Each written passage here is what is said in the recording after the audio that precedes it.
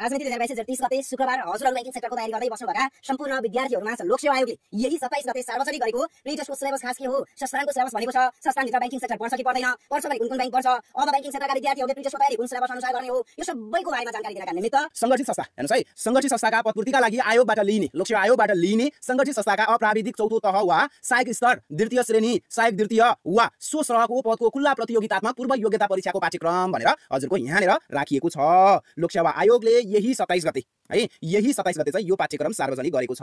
यहाँनेर भनिएको छ संगठित संस्था। संगठित संस्था भनिसके पश्चात तपाईको चाहिँ नेपाल राष्ट्र बैंक पनि यसैमा पर्छ, राष्ट्रिय वाणिज्य बैंक पनि यसैमा पर्छ, नेपाल बैंक लिमिटेड पनि यसैमा पर्छ, कृषि विकास बैंक पनि यसैमा पर्छ। भनेपछि तपाईको सबै बैंकको प्रिटेस्टको परीक्षा यही अनुसार हुने देखियो। एउटा अवस्थामा है म्याक्सिमम चान्सेस भनेको यो छ। होइन हामीले चाहिँ पहिलेकै सिलेबस लागू गर्ने हो भनेर यदि तपाईको चाहिँ बैंकहरुले भनेको अवस्थामा चाहिँ हामीसँग अलरेडी पहिला पनि पूर्व योग्यता परीक्षाको सिलेबस छ भनेर पहिलेकै सिलेबस लागू गर्ने हो भन्यो भने तपाईको पहिलेकै सिलेबस लागू हुन्छ। यदि त्यस्तो केही पनि भनिएन भने अहिले जुन यो 27 गते लोक सेवा आयोगले सार्वजनिक गरेको सिलेबसमा रहेर तपाईले परीक्षा दिनुपर्ने हुन्छ। पूर्व योग्यता परीक्षा है, पूर्व योग्यता परीक्षा पहिला चाहिँ तपाईले नेपाल राष्ट्र बैंकको परीक्षा दिँदै गर्दा प्रिटेस्टको एउटा परीक्षा दिनु पर्थ्यो, फेरि राष्ट्रिय वाणिज्य बैंकको परीक्षा गर्दै गर्दा पनि त्यो फेरि प्रिटेस्टको परीक्षा दिनु पर्थ्यो। अहिले चाहिँ हजुरले एउटा मात्रै परीक्षा दिँदा पुग्छ है। अहिलेको सिलेबसमा सजिलो के बनाइदिएको छ भने हजुरले एकपटक परीक्षा दिएर उत्तीर्ण हुनुभयो भने त्यो प्रिटेस्टको पास मार्क्सले जुनसुकै संस्थानतिर पनि परीक्षा दिन मिल्यो क्या। हजुरको जस्तै हजुरले चाहिँ नेपाल राष्ट्र बैंकको प्रिटेस्ट पास गर्नु भएको छ भने नेपाल राष्ट्र बैंकको प्रिटेस्ट पास गर्नु भएको छ भने राष्ट्रिय वाणिज्य बैंकको प्रिटेस्ट पास गरिराख्नु पर्दैन, हेर्नुस् सिधै रिटर्नको परीक्षा दिने हो। अनि त्यस्तै गरी कृषि विकास बैंकको पनि सिधै रिटर्नको परीक्षा दिने, तपाईले नेपाल बैंक लिमिटेडमा पनि फर्म भर्ने सिधै रिटर्नको परीक्षा दिने हो है। यदि तपाईले चाहिँ यो खालको सजिलो भने बनाइदिएको छ, तपाईलाई बारम्बार प्रिटेस्ट एक्जाम दिइराख्ने झमेलाबाट भने बाहिर निकालिदिएको देखिन्छ। अनि रह्यो तपाईको चाहिँ नेपाल बैंक लिमिटेड र कृषि विकास बैंकको आइसकेको भ्याकेन्सीमा कुन सिलेबस लागू हुन्छ भन्ने पनि लाग्ला। तपाईहरुको चाहिँ गत वर्षकै सिलेबस लागू हुन्छ, जुन सिलेबस सार्वजनिक गरेको थियो भ्याकेन्सी आउँदै गर्दा त्यही सिलेबस लागू हुन्छ यो वर्षका लागि। अब आउने भ्याकेन्सीका लागि यो सिलेबस लागू हुने हो है। आउने भ्याकेन्सीका लागि हो, आइसकेको भ्याकेन्सीका लागि भने होइन। मैले फेरि जानकारी गराए आउने भ्याकेन्सीका लागि मात्रै हो यो सिलेबस लागू हुने। आइसकेको भ्याकेन्सी तपाईले अप्लाई गरिसक्नु भएको छ, कृषि विकास बैंकको नेपाल बैंक लिमिटेडको पनि अप्लाई गरिसक्नु भएको छ, तपाईहरुका लागि चाहिँ यो सिलेबस लागू हुँदैन यो वर्ष, अर्को वर्ष चाहिँ लागू हुन्छ है। यदि बैंकहरुले चाहिँ तपाईको भ्याकेन्सी खुलाउँदै गर्दा हामीले त्यही सिलेबस लोक सेवा आयोगले तय गरिदिएकै सिलेबस लागू गर्छौं भन्यो भने तपाईको यही सिलेबस लागू हुन्छ। हैन पहिलेकै सिलेबस लागू गर्ने हो यो त खासै त्यति राम्रो छैन भन्यो भने तपाईको चाहिँ पहिलेकै सिलेबस लागू हुन्छ। पहिलेकै सिलेबस लागू भयो भने तपाईको रिटर्नकै तयारीले एमसीक्यू एक्जाम पास भइहाल्छ। हेर्नुस् अहिलेको सिलेबस लागू भयो भने अलिकति मेहनत चाहिँ गर्नुपर्छ, पहिला जतिको तपाईको सजिलो भने छैन है। हेर्नुस् त परीक्षा योजना भनेर राखिएको छ यहाँनेर, तपाईको चाहिँ विषय राखिएको छ सुरुमा, अनि त्यसपछि फुल मार्क्स कति भनेर राखिएको छ, अनि त्यस्तै गरी पास मार्क्स कति, अनि एक्जामको प्रणाली के हुन्छ, सिस्टम कस्ता क्वेशन सोध्छन् भन्ने कुरा राखिएको छ, अनि कतिवटा क्वेशन र प्रत्येक क्वेशनको मार्क्स कति हुने भनेर राखिएको छ, समय राखिएको छ। लगभग धेरै कुराहरु यसमा मिल्छ। हेर्नुस् पहिलाकै यस्तै छ। जस्तै तपाईको चाहिँ विषय चाहिँ अलिअलि फरक छ है, अहिले फरक छ। तपाईको सामान्य ज्ञान छ है, सामान्य ज्ञान छ, सामान्य ज्ञान भित्र पनि के पढ्ने म त्यो पनि तपाईलाई सिकाउला एकछिनमा। अनि त्यस्तै गरी व्यवस्थापन गणित सेवा सम्बन्धी भन्ने राखिएको छ। अब तपाईको चाहिँ फुल मार्क्स पहिला पनि 100 मार्क्सकै हुन्थ्यो भने अहिले पनि तपाईको एक्जाम 100 मार्क्सकै हुन्छ।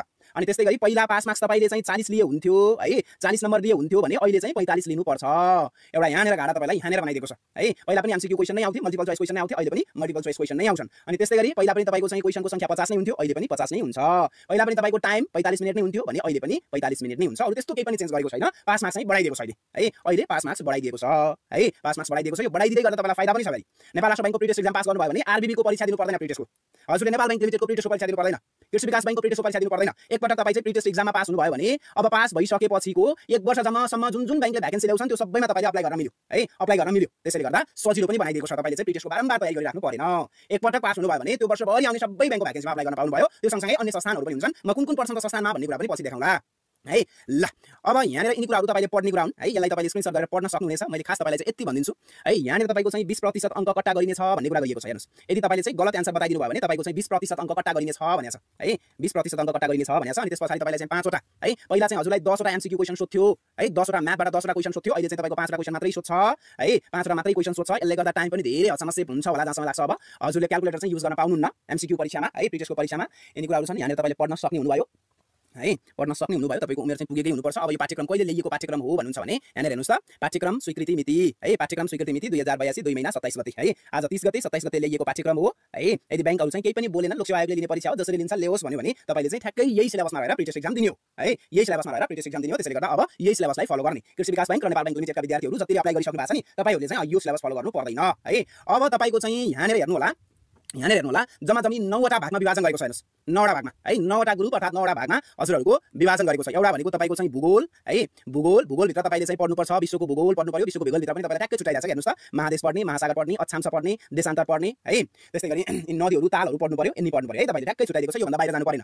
अनि त्यस्तै गरी नेपालको भूगोलमा पनि भौगोलिक अवस्था पढ्ने, अनि त्यस्तै गरी तपाईको चाहिँ धरातलीय विशेषता पढ्ने, भौगोलिक स्वरूप पढ्ने, अनि त्यस्तै गरी प्राकृतिक स्रोत साधन हावा पानी जनजीवन पढ्नु पर्यो नेपालको बारेमा है। अनि त्यस्तै गरी तपाईको चाहिँ पर्यावरण जैविक विविधता, दिगो विकास, जलवायु परिवर्तन है, वातावरण व्यवस्थापन, जनसङ्ख्या, सहरीकरण, बसोबास सम्बन्धी ज्ञान भनेको छ। यी तीनवटाबाट चाहिँ तपाईलाई 5 वटा क्वेशन सोध्छ है 10 मार्क्स। हेर्नुस् है धेरै अप्ठ्यारो विषयवस्तु होइन। राम्ररी पढ्नु भयो भने हाम्रो यो सक्सेस एकाडेमीले पनि युट्युबबाट तपाईलाई ठ्याक्कै यही सिलेबसमा राखेर 2 दिन कृषि विकास बैंक, 2 दिन नेपाल बैंकका विद्यार्थीहरूलाई गत वर्षकै सिलेबसबाट प्र्याक्टिस गराउनु पर्यो। अरु बच्चा नि 3-4 दिन, त्यो 3-4 दिन चाहिँ हामीले यही सिलेबसमा राखेर हजुरहरूलाई साँझ 6 देखि 6:30 बजेसम्म विभिन्न फ्री प्र्याक्टिस सेसनका क्लासेसहरू पनि सञ्चालन गर्दै जाउँला। धेरै प्र्याक्टिस गर्दै जाँदा यो आफैमा सजिलो बन्दै जान्छ। हेर्नुस् जसरी बैंकिङ क्षेत्रका सिलेबसहरू निकै सजिला भएको थियो नि प्रिटेस्टको, त्यस्तै गरी यो पनि सजिलो बन्दै जान्छ बारम्बार प्र्याक्टिस गर्दै गइयो भने है। यसमा त्यति धेरै अप्ठ्यारो केही पनि छैन।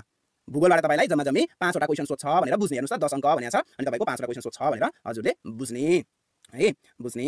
त्यस्तै गरी इतिहास हेर्नुस् है, इतिहास र संस्कृतिबाट पनि तपाईको चाहिँ 5 वटा क्वेशन सोध्छ। त्यस्तो धेरै अप्ठ्यारो भन्ने छैन है, एकदमै अप्ठ्यारो भन्ने छैन। नेपालकै बारेमा राम्ररी पढ्न सकियो भने भइहाल्छ। यसबाट 5 वटा क्वेशन ल्याउने कोसिस गर्नु पर्यो। अब क्लास नै जोइन गर्नुपर्छ जस्तो लाग्छ भने तपाईले क्लास जोइन गर्न सक्नुहुनेछ। यो एमसीक्यू को मात्रै क्लास जोइन गर्न पनि सकियो है सक्सेस एकाडेमीमा। प्लस तपाईले रिटर्न सही तयारी गर्ने हो भने पनि सक्नुभयो। हेर्नुस् रिटर्न एमसीक्यू दुवैको तयारी गर्दा तपाईको चाहिँ बैंकिङ सेक्टरको भनेको 4500 रुपैयाँ लाग्छ भने तपाईले एमसीक्यू को मात्रै तयारी गर्दा 1500 रुपैयाँ लाग्छ है। अब तपाईको इच्छा यो मात्रै तयारी गर्ने कि यो दुवै तयारी गर्ने। युट्युबबाट पनि केही स्याम्पल हैन एमसीक्यू का क्वेशनहरु प्र्याक्टिस चाहिँ गराउँला, तर पढेको जस्तो चाहिँ हुँदैन है। 1.5-2 घण्टा पढेको जस्तो चाहिँ तपाईको युट्युबको क्लासले नहुन सक्छ। पढिसकेपछि युट्युबमा आएर प्र्याक्टिस गर्ने चाहिँ हो है। पहिला तपाईलाई चाहिँ डिटेलली पढाइन्छ अनि त्यसपछि युट्युबमा लिएर प्र्याक्टिस गराइन्छ है। त्यसकारणले गर्दा यदि हजुर चाहिँ क्लास जोइन गर्ने हो भने यही 1 गतेबाट सुरु हुँदैछ। बैंकिङ सेक्टरका क्लासेसहरु सम्पर्क गर्ने, बुझ्ने अनि आफूलाई एडमिसन गराउने है।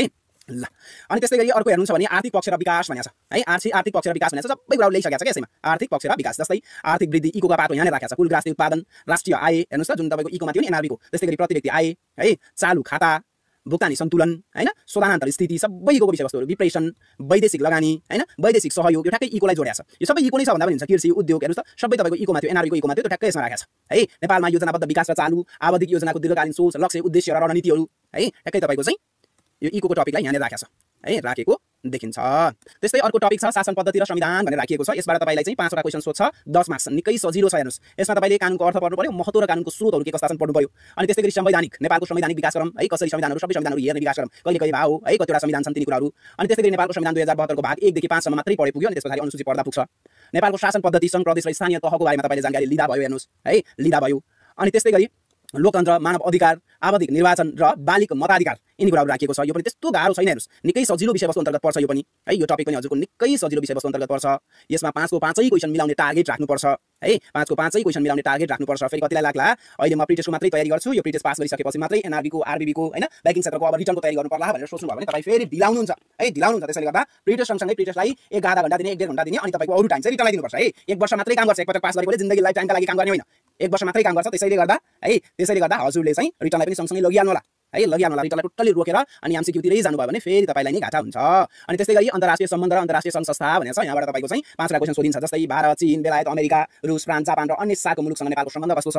युएनओ हैन, सार्क है, सार्क, आसियान, तपाईको चाहिँ युनियन है, युनियन, डब्ल्युबी, आइएमएफ, एडीबी हैन, एआईआईबी, साप्टा यिनी कुराहरु तपाईले पढ्नुपर्ने हुन्छ है। यो सबै हामीले क्लासमा छलफल गरिहाल्छौं। तपाई कतै पनि धर्म लाउनु पर्दैन। हेर्नुस् है, कतै पनि धर्म लाउनु पर्दैन।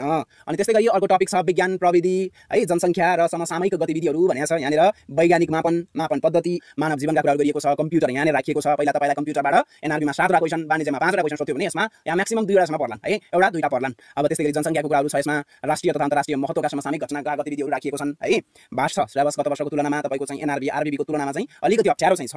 मेहनत गरेर पढियो, क्लास जोइन गरेर पढियो भने राम्ररी पढियो भने सकिन्छ है। अनि त्यस्तै गरी तपाईको चाहिँ कार्यालय तथा सार्वजनिक व्यवस्थापन है, अफिस म्यानेजमेन्ट जुन तपाईको सिलेबसमा छ नि रिटर्नमा, त्यो कुरा पनि यहाँ राखिएको छ। जस्तै कार्यालय के हो, कार्यालयको महत्त्व, कार्यालयको कार्य, काम, प्रकार कस्ता कस्ता हुन्छन् कार्यालय भन्ने कुराहरु पढ्नुपर्छ है। यहाँ कार्यालयको कार्यविधिका कुराहरु, रेकर्ड म्यानेजमेन्टका कुराहरु पढ्नुपर्छ। हेर्नुस् सार्वजनिक बडापत्रहरु पढ्नु पर्यो, विद्युतीय शासन है, मानवीय मूल्य मान्यताहरु, यो सबै कुराहरु चाहिँ तपाईले पढ्नुपर्ने हुन्छ। सिलेबस निकै छ है, निकै छ। सबै संस्थानका लागि बनाइएको सिलेबस हो। त्यसैले गर्दा अप्ठ्यारो नमान्नु होला। मेहनत गरियो भने सकिन्छ। असम्भव भन्ने कुरा कतै छैन। म्याथमेटिक्स हेर्नुस् त गणितबाट हजुरलाई चाहिँ जम्मा-जम्मी 5 वटा क्वेशन सोध्छ। हेर्नुस् एकदमै सजिला च्याप्टरहरु छन् तपाईको। जस्तै के छ भन्नुहुन्छ भने एकीकृत नियम, युनिटरी मेथड, अनि त्यस्तै गरी पर्सेन्टेज, अनुपात है, नाफा नोक्सान, कर र कमिसन, अनि त्यस्तै गरी तपाईको चाहिँ औसत, मध्यक है, अनि त्यस्तै गरी सम्भाव्यता, प्रोबेबिलिटी यिनी कुराहरु राखिएको छ। गणितमा पनि थोरै सिलेबसहरु राखिएको छ। अनि अन्तिम हेर्नु होला, अन्तिम सिलेबस छ तपाईको सार्वजनिक संस्थान है, सार्वजनिक संस्थान है, सार्वजनिक संस्थानसँग सम्बन्धित विषयवस्तुहरु। सार्वजनिक संस्थानको अवधारणा, विकासक्रम, उद्देश्य, महत्त्व, अनि त्यस्तै गरी नेपालमा सार्वजनिक संस्थानको वर्गीकरण, क्षेत्रगत अवधारणा, अनि त्यस्तै गरी सार्वजनिक संस्थानको विद्यमान अवस्था र गतिविधि, अनि त्यस्तै गरी संस्थागत सुशासन र संस्थागत सामाजिक उत्तरदायित्व, आर्थिक विकासमा सार्वजनिक संस्थानको भूमिका के कस्तो छ, सार्वजनिक संस्थानको निजीकरण र विश्वव्यापीकरण, त्यस्तै गरी सार्वजनिक संस्थानको मानव संसाधन व्यवस्थापन सम्बन्धी सामान्य ज्ञान, बजेट, लेखा प्रणाली, लेखा परीक्षण र वित्तीय साक्षरता सम्बन्धी सामान्य ज्ञान, नेपालको वित्तीय नियामक निकाय, नेपाल राष्ट्र बैंक सम्बन्धी तपाईले पढ्नै पर्छ। हेर्नुस् डिटेलमा नेपाल बीमा प्राधिकरण र धितोपत्र बोर्ड, सम्बन्धी ज्ञान यिनी कुराहरू चाहिँ तपाईँले हेर्नुपर्छ। सबै सार्वजनिक संस्थान भन्ने बित्तिकै सबै तपाईँको चाहिँ चारवटै बैंकको बारेमा तपाईँले यसमा पढ्ने हो, बीमादेखि लिएर सबै पढ्ने हो। यसबाट चाहिँ हजुरलाई 10 वटा क्वेशन सोध्छ है, 10 वटा क्वेशन सोध्छ। त्यति धेरै अप्ठ्यारो क्वेशन सोध्दैन है। पछिका दिनहरुमा तपाईलाई हाम्रो सक्सेस एकाडेमीले पनि स्याम्पल मोडेल क्वेशनमा प्र्याक्टिस पनि गराउला है, स्याम्पल मोडेल क्वेशनमा प्र्याक्टिस पनि गराउला। त्यस्तो गाह्रो भन्ने हुँदैन। अब जस्तै यो संगठित संस्थानभित्र राष्ट्रिय वाणिज्य बैंक पढ्ने भयो, राष्ट्रिय वाणिज्य बैंकको रिटर्नको एक्जाम दिन पाउनु भयो है। प्री टेस्ट एक्जाम पास गरेपछि नेपाल राष्ट्र बैंकको पनि प्री टेस्ट एक्जाम दिनु परेन, तपाई सिधा डाइरेक्टली तपाई रिटर्नको एक्जाम दिन पाउने हुनुभयो। नेपाल बैंक लिमिटेडको पनि हजुरले रिटर्नकै परीक्षा दिन पाउने हुनुभयो। कृषि विकास बैंकको पनि रिटर्नकै परीक्षा दिन पाउने हुनुभयो। कर्मचारी सञ्चय कोष भनेर पनि तपाईको लोक सेवा आयोगले भ्याकेन्सी खुलाउँछ, यसमा पनि दिन पाउनु भयो। राष्ट्रिय बीमा कम्पनी लिमिटेडको परीक्षा पनि दिन पाउनु भयो, रिटर्नको एमसीक्यू त गरिसक्नु हुन्छ। रेडियो नेपाल पनि तपाईको संस्थानभित्र पर्छ, सरकारी जागिरी हो तपाईको चाहिँ। रेडियो नेपालमा जागिरी गर्ने पनि तपाईको चाहिँ सरकारी जागिरी हो। नेपाल दूरसञ्चार कम्पनी पनि तपाईको चाहिँ संस्थानभित्रै पर्छ। नेपाल टेली कम्पनी तपाईको संस्थानभित्रै पर्छ। नागरिक उड्डान प्राधिकरण पनि तपाईको चाहिँ संस्थानभित्रै पर्छ, सरकारी जागिर नै हो। खाद्य व्यवस्था तथा व्यापार कम्पनी लिमिटेड पनि तपाईको सरकारी जागिर नै हो। नागरिक लगानी कोष पनि तपाईको सरकारी जागिर नै हो। नेपाल बीमा प्राधिकरण पनि नेपालको सरकारी जागिर नै हो, संस्थानभित्रै पर्छ। नेपाल वायु सेवा निगम पनि सरकारी जागिरी अर्थात् तपाईको चाहिँ यो संगठित संस्थाभित्रै पर्छ। तपाईले 1 2 3 4 5 6 7 8 9 10 11 12 13 14 14 वटा 14 वटा सेक्टरमा चाहिँ तपाई जान पाउनु भयो क्या है। 14 वटा संगठित संस्थाको रिटर्नको परीक्षा दिन पाउनुहुन्छ तपाईले यो प्री टेस्ट एक्जाम पास गर्नुभयो भने। हजुरले राम्ररी पढेर जम्मा 25 वटा क्वेशन मात्रै मिलाउँदा पनि तपाईको पास हुन्छ हेर्नुस् है।